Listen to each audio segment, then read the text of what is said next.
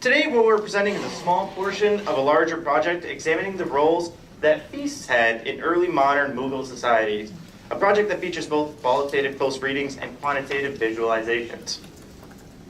We specifically chose autobiographical texts for their archival nature, ranging from European travel narratives to memoirs from three Mughal emperors, Babur, Humayun, and Jahangir. We chose these texts because attending only two Mughal memoirs would result in a cultural vacuum, and same holds true for learning about Mughal culture solely from 16th century Western travelers. Each of these memoirs featured passages about feasts which manifested very differently depending on the close reading and the context. Certain themes, such as the dynamic nature of gift-giving or the feast as a space for political action, are dealt with in our larger project.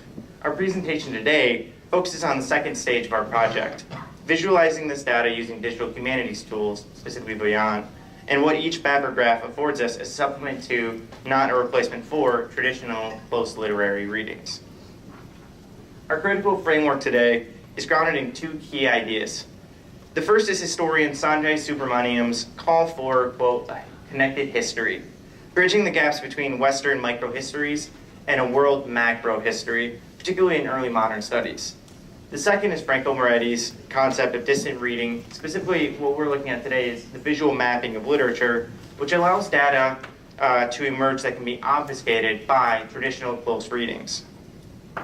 Due to the large system of textual data from these 5 memoirs, we identified an initial set of 10 terms that served as our primary data set. Feast, wine, gift, food, celebration, audience, Nowruz, Ramzan, and wedding. These terms were selected based on either earlier work mapping the discursive field surrounding the feast in Mughal culture. Using Voya proved incredibly beneficial here in that it provided additional avenues of connecting these Western and Eastern histories together. Since the program treats text with no canonical privilege, simply as systems of textual data. As a result, we are presenting a microcosm of this data in the form of 3 visuals: a relative frequency graph, a bubble map, and a radial map. While the relative frequency line graph may be difficult to understand at first, we kind of broke it down a little bit. Rather than include all 10 of these terms all at once, which can be disorienting, we instead included 2 breakdowns, one related to the consumption of food and drink, and one related to festivities. 2 patterns emerge when looking at this particular bottom graph. Here you can see that audience and wedding are closely related, and you can see that Nowruz and celebration frequently appear together.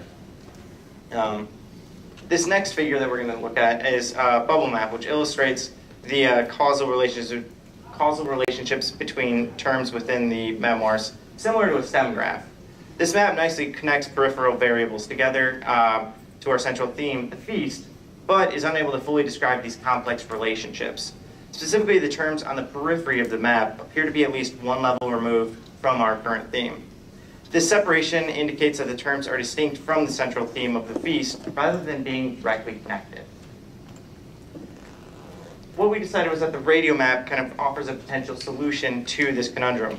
Much like the bubble map, variables are still closely clustered together by similarity through domains, shown here as rings. We have feast, and then words that seem more closely related, and then words that are a little bit further apart.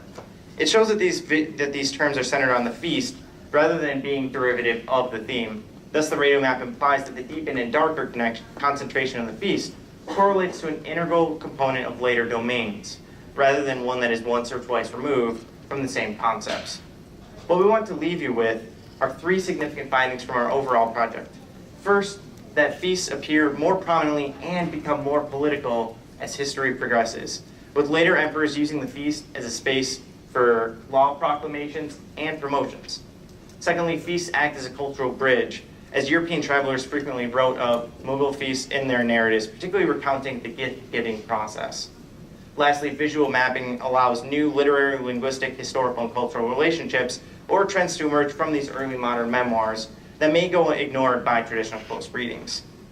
We determined that there are still many future avenues of this work for us to consider, and we hope to expand this project later through alternative digital tools, different means of visualization, or through consideration of different data sets involving a broader range of terms and even a larger digital archive of texts. Thank you.